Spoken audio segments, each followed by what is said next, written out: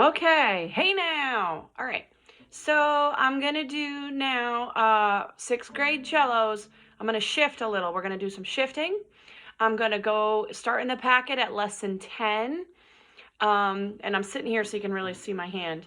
And then I'll go through the packet.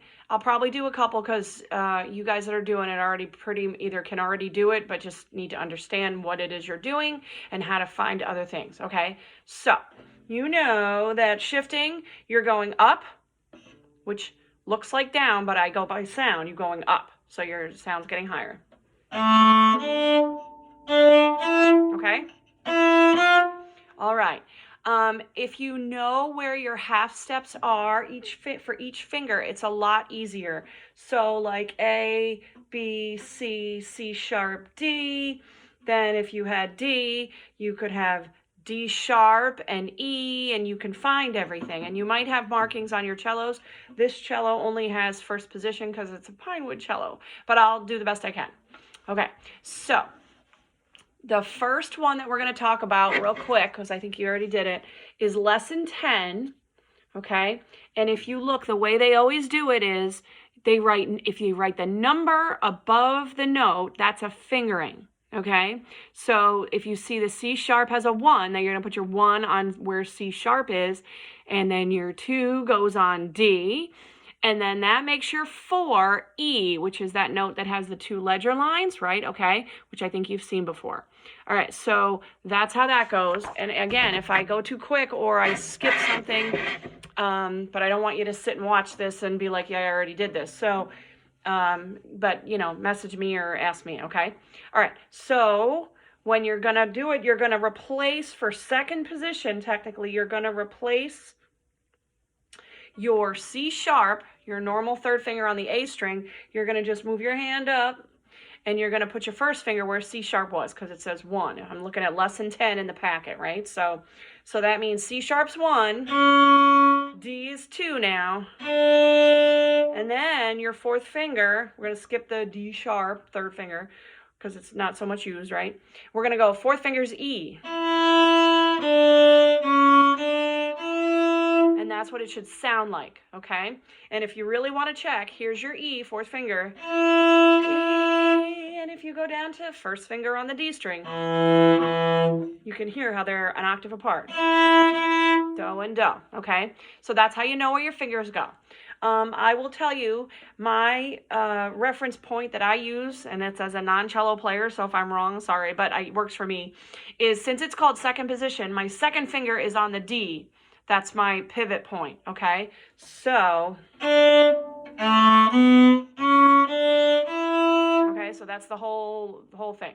All right, so make sure you can reach all that, and then try to play the lesson 10, which I'll do for you now, okay? So, okay, sorry, I can't see. All right, so I'm gonna play number 1. Oh, and remember, the way this always works is when the numbers are written, sorry, I'm going to write this down so you know what it is. When the numbers are above it, that's your fingering. And then I write the little lines I write. That's how I know when to shift up and down. So you can write the numbers for the shifts and the lines for up and down just to get used to knowing when to shift, okay? That's like quick shorthand for writing it in, okay? So number 1 is going to go A, rest, B, first finger, rest. Then during the rest, you shift up, put your first finger on C sharp, rest. That makes your D2, rest. And then those other ones, D, D, C sharp, D, are 2, 2, 1, 1, 2. I'm not going to write those in, but if you forget, don't play those with fourth finger, as your D and your C sharp are 2 and 1. Okay? All right, so I'm going to play that one. Here we go. Okay, so A, rest, B, shift, rest, and then you stay there. 2, 1, 2. Okay, so that's it. Pretty easy, actually. You just have to remember to do, when you see a D, it'll be 2 fingers instead of 4 fingers, which you'll get used to.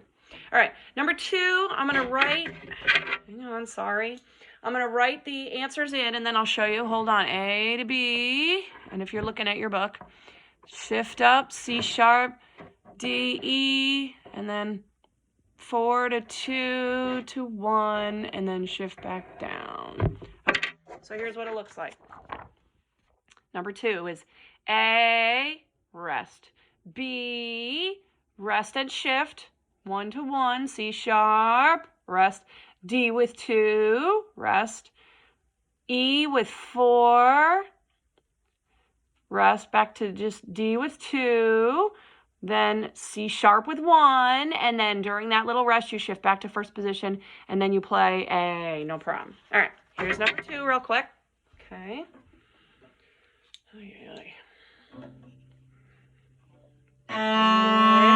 Rest.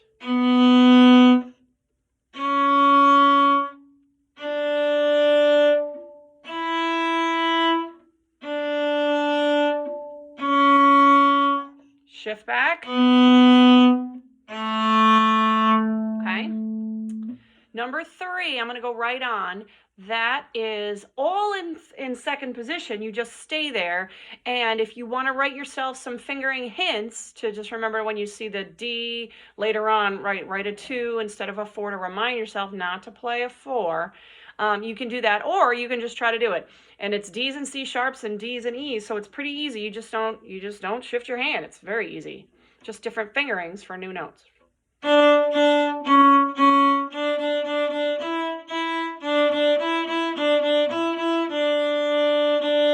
Okay, so there you go. And then I'll play, the song is Sur le Pont d'Avignon, and I'm going to write the fingerings in. Right there's the shift. I'll show you in a second. Sorry, I'm doing it quick. 1, 2, 4, open. Okay. All right, so the first and second line are the same in terms of the shifting. Actually, they're mostly the same anyway, but okay, so check it out. A, B, B, B, then you shift up right there, and you do C sharp 1, 2, 4, open for C sharp, D, E, and then open A. While you're playing the open A, you shift back down to first position, so you're playing the B with your first finger, B, A, B, B. And then the second line is exactly the same. I'm just going to not write it in, because once, if you learn it while you're written it in, and then the second line you can remember it, you know you've got it, okay? So here is Sur le Pont d'Avignon, okay?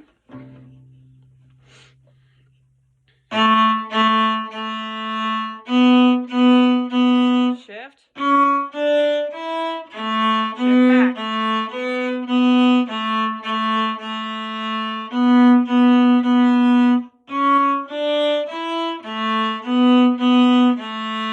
There you go, okay? So that is that one. Let me see. I'm going to flip just to save some time.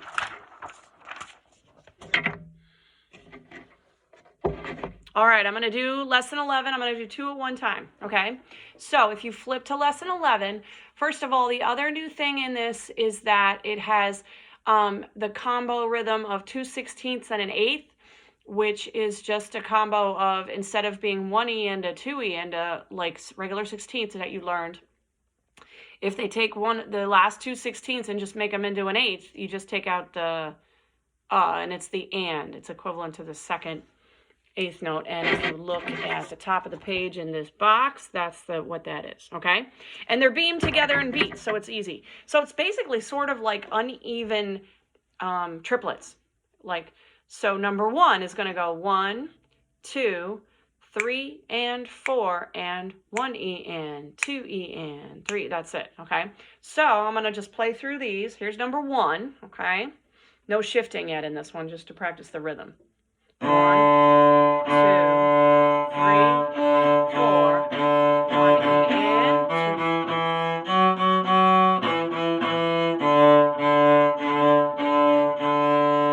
2. Okay, so that's easy. It's just to make sure you understand the rhythm, which you probably do.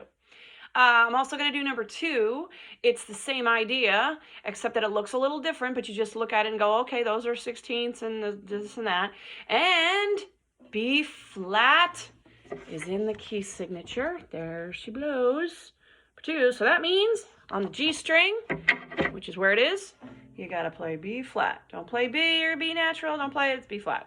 So here's number 2. Watch my fingers. Read what you've got. 1 and 1 E and 2 E and.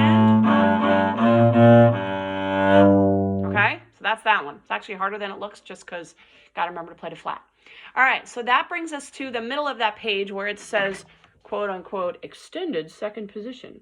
This is exactly the same as what you just did if you look at the notes, except they're changing the first finger from C sharp to C natural. They took the sharp away.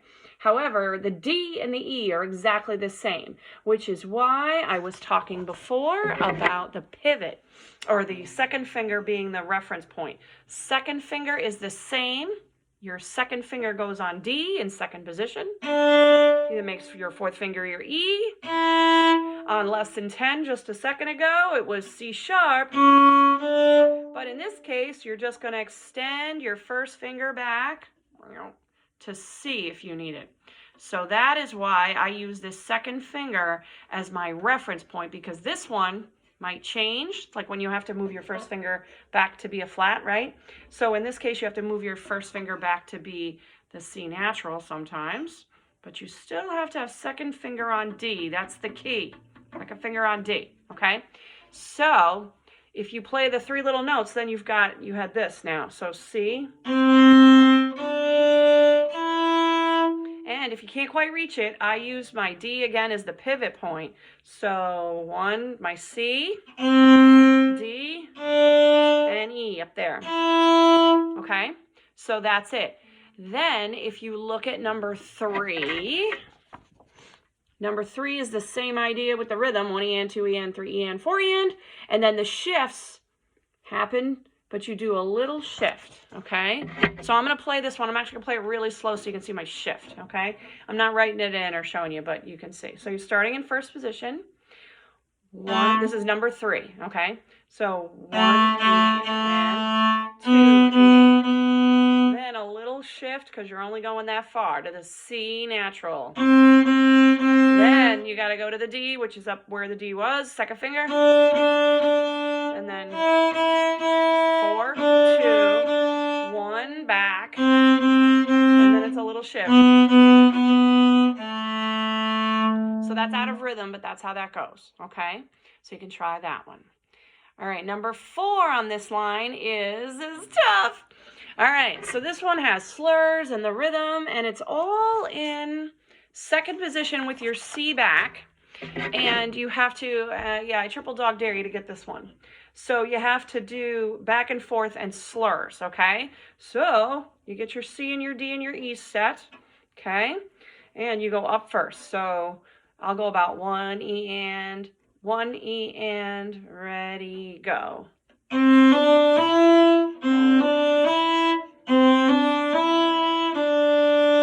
backwards.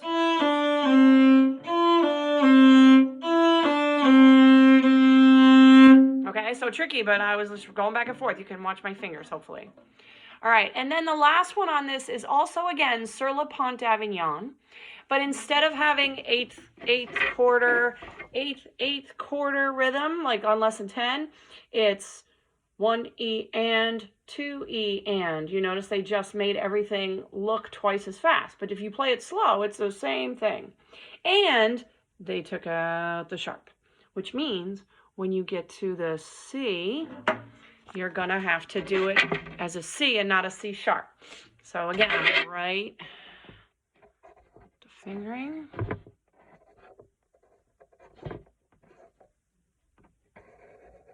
Okay, and you have to remember that it's a C natural. Okay, so I wrote it in. So see it right there? There's my shift. And then I put a natural in front of it, so I remember not to go too far with the shift. Okay, that's what I find the hardest part to be, is when it's a little shift, not to overshoot. But again, as long as you're doing it and you're trying, that you're missing, it doesn't matter. You just adjust and you keep going. All right, so here we go. It's going to sound similar, same speed, just counted differently and with C natural, okay? So here we go. 1, 2, 1,